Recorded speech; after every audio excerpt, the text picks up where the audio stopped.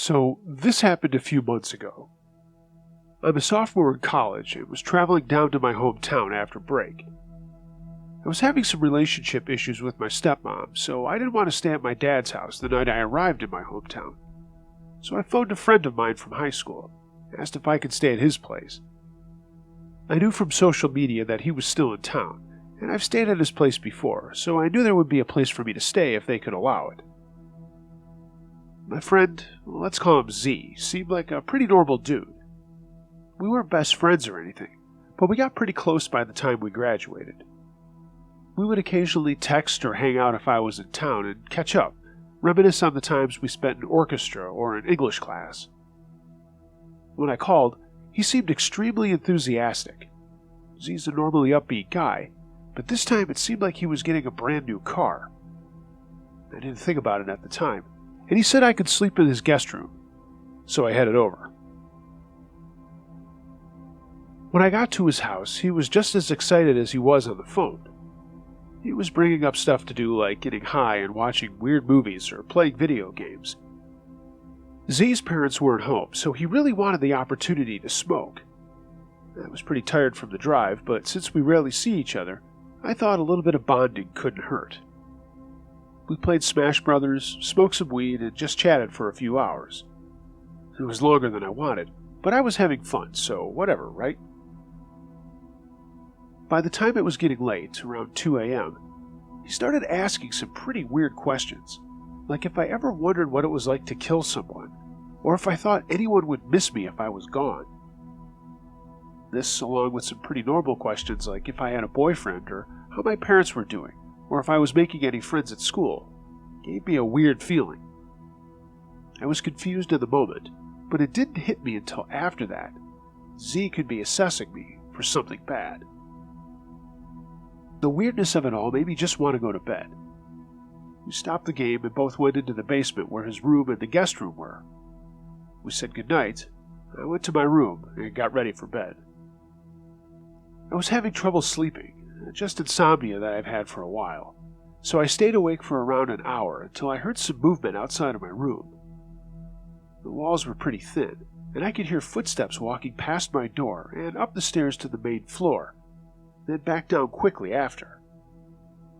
What struck me as odd was that I didn't hear the basement door open, which creaks when it does. The light didn't turn on, so I was confused what Z was doing. I heard him go back into his room, but I had this odd feeling just ever since I met him that night. He seemed a lot different than he'd ever been. I decided to look him up on social media and Google to see anything out of the ordinary. Everything seemed normal until I found his Tumblr, which was linked from his inactive Twitter account that I found on my Twitter contact list. His Tumblr was, well, disturbing. There were graphic drawings of mutilated bodies of humans and animals, links to suspicious-looking websites that I didn't dare to click on, texts and posted stories about murdering, cannibalism, necrophilia, and torture. There were photos of guns, knives, and axes, which, after looking closely, were taken in his bedroom.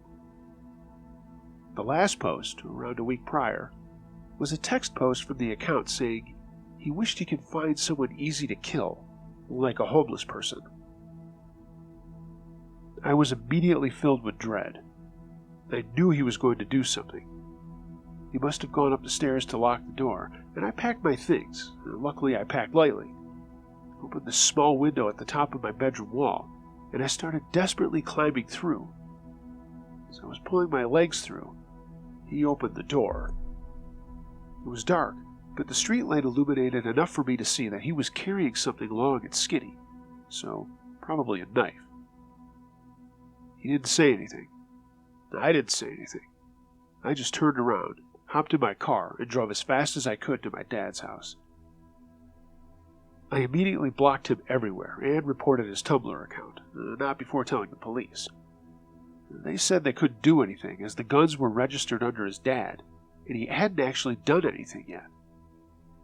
Nevertheless, I told my other high school friends not to hang out with Z. Ever since then, I've been creeped out whenever I meet new people. Just the realization that someone I knew so well could underneath be this person who could hurt me so bad, who could kill me? I don't know what you're doing now, Z.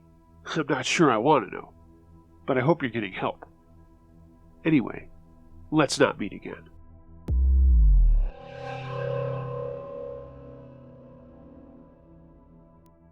This is a story that happened to my brother back in the late 90s. When my brother was in his early 20s, he and two of his friends decided to leave Ontario and go out to Alberta. One of the guys in the group, Rick, had a job interview in Calgary. My brothers Steph and Rob decided to join him, mainly because they had never been there. The trip to Calgary was pretty much uneventful. Once there, my brother Rick and Rob decided it would be a good idea to continue to the west coast and dip their feet into the Pacific Ocean. Once they got to British Columbia and got their feet wet, Rick received an answer for the interview and headed back to Alberta to start his new job. My brothers Steph and Rob decided to stay in BC and keep heading to Alaska. Since Rick needed to leave ASAP, they let him keep the car. Steph and Rob picked up odd jobs and raised enough money to continue north. And by this time, they met another guy. I'll call him Bob, since I don't really remember his name. The trio bought another old car, loaded up all their things, and continued their trip up north. By this time, it was late fall. The days were getting shorter and much colder. Halfway up the highway, nearing northern British Columbia and the Yukon border, they hit a blizzard. High winds, heavy snow, and a quick drop in temperature. According to my brother, it was minus 45 Celsius with the wind chill. Either the car broke down or they slid off the road and got stuck. When it was clear that they were stuck, they felt the cold getting to them, and my brother decided to walk for help. He had the heaviest coat and boots. My brother took out his sleeping bag and told the other two to get in the back seat and cuddle up for body heat. He decided to continue walking up north since they had seen no signs of human activity or any infrastructure. My brother was walking in the blowing snow and felt his nose and cheeks freezing. He felt tired, and on a few occasions he thought he saw some headlights, only to be nothing. After 2 or 3 hours of walking, my brother kept fighting the urge to find some shelter from the snow and sleep, but every time he would shut his eyes and he would have an image of his two friends, frozen and dead. Then, all of a sudden, a truck pulled out on the highway from a side road that my brother never noticed. The man stopped and grabbed my brother's attention, and he got him warmed up, and my brother notified the stranger of his two friends who were still in the car. The man drove down the highway and found the car. Rob and Bob were sitting in the back. They had severe frostbite and were hypothermic.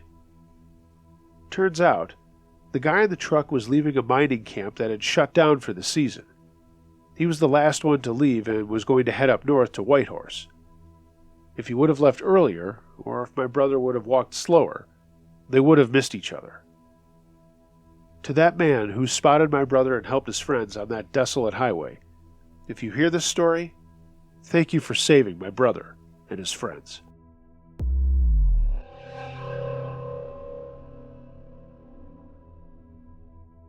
As I've mentioned, once in a while I'm going to go to the Wayback Machine and read a classic that I've always liked. This is one of them. Apologies for the length. I've tried to cut it down some, but it's simply a long story. I'm hoping this is vague enough to remain anonymous, because those involved are still out there somewhere, and I'd really prefer to not encounter them ever again. However, I will say that this happened in the USA. For reference, I am female, and I was 20 years old at this time. I was living in an apartment with my mom and little brother while attending community college. When we first moved in, the apartments were very well run, but within a short time, the manager was transferred elsewhere, and his replacement did not have his skill at keeping undesirable types out. The police became a regular sight in our neighborhood, and it was a rare day would go by without seeing them. The woman who moved in downstairs from us began openly dealing drugs. People would come and go at all hours, and leave stuffing little bags of various substances into their pockets. Mostly weed, but definitely other stuff as well. They could not have been more obvious if they had tried. And there was always a crowd of shady-looking men with large, unfriendly dogs hanging around the yard, or even sitting on our stairs. They'd act like it was a personal insult if we interrupted them to walk up and down our own stairs, and they would be generally quite intimidating. The breaking point didn't come until their customers started getting the wrong address and coming to our door. We'd be sitting in the living room and hear footsteps come up the stairs, and the doorknob would turn and jiggle against the lock. We became religious about keeping the door locked tight. One night I was home alone, and someone started just beating on the door. Not knocking, it was more like he thought it was a punching bag, all the while screaming barely comprehensible obscenities. I grabbed the biggest butcher knife out of the kitchen and shouted through the door that I was calling 911, and he ran away. In hindsight, I probably should have actually called, but I was just relieved he was gone, and since I hadn't seen what he looked like at all, I figured it wouldn't be of much use. After that, though, I always pushed the couch in front of the door before I went to bed. Mom had had enough. She tried going to the manager first, and was met with a total lack of interest from her. So she decided there was nothing to be done but contact the police about it herself. So she called about it, and got off the phone looking happy, because at least they seemed to take her seriously, and they promised to investigate. The first sign of trouble came the next night. There was a lot of thumping and bumping downstairs, and a peek out the window showed people going in and out of the apartment, carrying cardboard boxes to a dented van out on the street. Bright and early the next morning, the police raided the place, and you guessed it, clean as a whistle. At first, we didn't realize the implication of this. When it started back up again a few days later, Mom called the cops again, and the same thing happened. At this point, we realized it probably wasn't a coincidence. Somebody in the local police department was most likely tipping them off. One of the curses of a small town. I was angry and disappointed, but at least we tried, right? It never hurts to try. I wish. About a week later, I was getting ready for an evening class. I'd just gotten out of the shower and I was in my bedroom in a bathrobe and picking out what I wanted to wear. I heard a loud banging on the front door, but didn't think much of it. We'd been expecting a package, and the UPS man always knocked loudly. My mom's footsteps went to answer it, and I heard her say something. I couldn't make out the words, but her tone caught my attention, and I felt like something was wrong. I reached for my door, but before I could open it, it flew open in my face. All my shocked brain could grasp was, "Huge man with a gun in my bedroom," before I was grabbed by the shoulders and flung to the floor. I honestly thought the druggies downstairs had come to get us once and for all. I thought I was about to be raped and murdered. At this point, I should mention, I'd had an issue with one of my wrists for years due to a childhood injury. I had it operated on twice, and this was not more than a few months after the second operation. Naturally, I managed to land with my full weight on that wrist, and something crunched horribly. I did what any tough person would do, and immediately burst into tears and sat there clutching my wrist, waiting to die.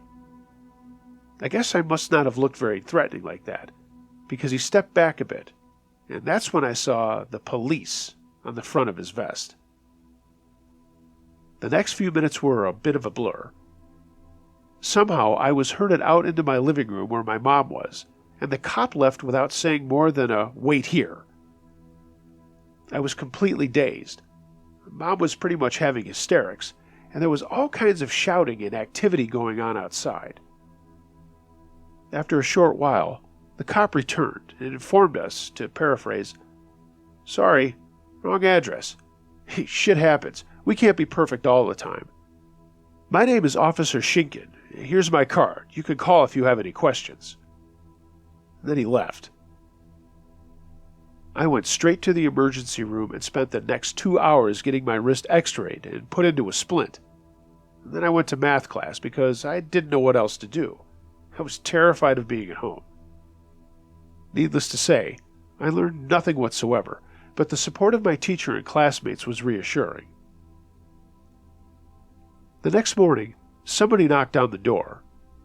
When my mom answered it, it was Officer Schinken again. When I heard his voice, I started hyperventilating and went and hid in the bathroom, so I didn't hear what was said. But I heard when my mom slammed the door.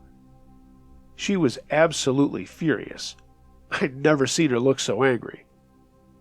Apparently, good old Officer Schinken had brought along a carefully prepared document he wished for us to sign. It basically said we understood that it was all a terrible mistake, and that we would not be seeking legal action. She told him to go to hell and shut the door in his face. 10 minutes later, the phone rang.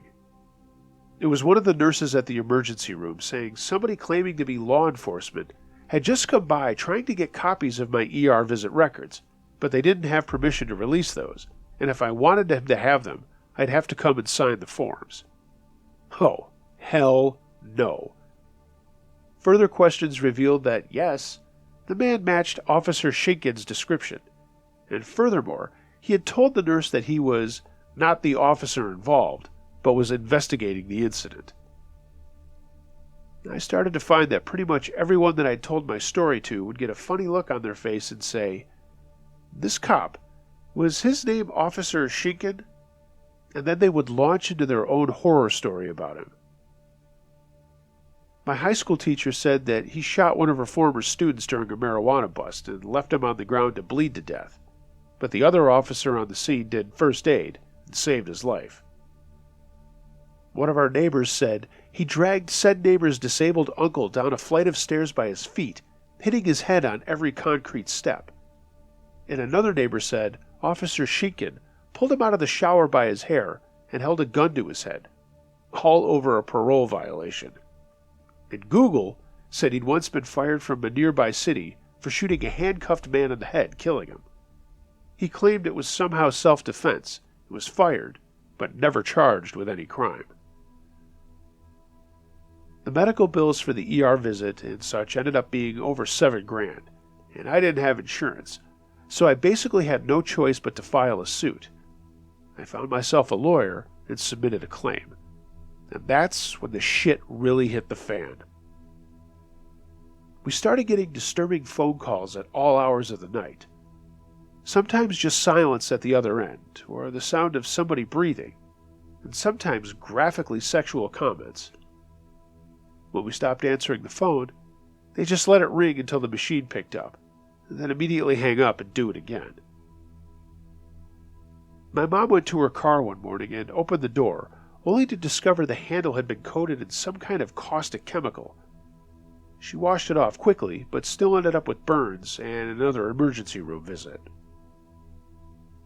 I'd just gotten my permit and was out for driving practice when it began to rain as I went down the highway.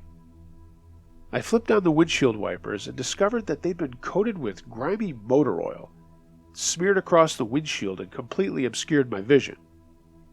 Fortunately, the road was empty enough, and I was able to slam on the brakes and pull to the side without getting into an accident. Other things started happening too, less severe, but sinister given the context above. Somebody cut out a bunch of metal malicious skull designs and tacked them to our wall or pushed them under the door at night. What the fuck? I still have no idea what that was supposed to accomplish.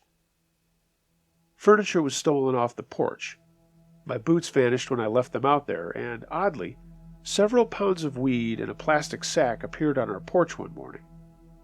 My mom called the manager to get it without going outside.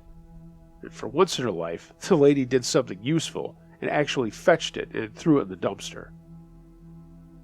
I had never felt so hopeless in my life. What was I going to do? Call the police? It was around this time that a friend who lived abroad suggested I come stay with him for a while for my own safety. I dropped out of school and left the country for 6 months while the lawsuit worked its way through the courts. My mother and brother moved in with family, and then to another town without submitting a forward address. Eventually, my tourist visa ran out and I had to go home. I was a complete nervous wreck, and I ended up settling out of court for a relatively small sum of money just to make it be over. My lawyer got a copy of the search warrant they'd used. It was riddled with grammatical errors and switched between my apartment number 18 and the number of the unit down the street, 25, at random. The suspect was somebody with an entirely different name, who looked entirely different from any of us, and who had apparently sold some Oxycontin pills. She lived in Unit 25. I saw a copy of her driver's license, and it said right on the front of it in nice clear letters, Unit 25 as her address. I don't know. I have no proof, but it was obvious that somebody had been tipping off our drug dealers downstairs, and I often wonder if the wrong number on that warrant was not a mistake at all. Perhaps it was meant as retaliation for trying to get their friends in trouble. I've now regained full use of my hand, which my doctor had told me might never happen. I no longer have a heart attack at loud noises, and I only feel slightly uneasy when I see police uniforms, rather than having the full-on panic attacks. It's 6 years later, and I'm only now beginning to reclaim my life, kick the PTSD, and going back to finish school. I feel like I lost the best part of my 20s to these jerks, and I'm still bitter about it. I currently live with friends in an informal situation. My real address is not on any documentation, and I get all my mail in a P.O. box in another town. Depending on which document you're looking at, I supposedly live in 5 different places, scattered from one end of the county to the other. And I'm not going to change that until I move a lot further away from where all this happened. As far as I know, nobody involved ever faced any sort of consequences.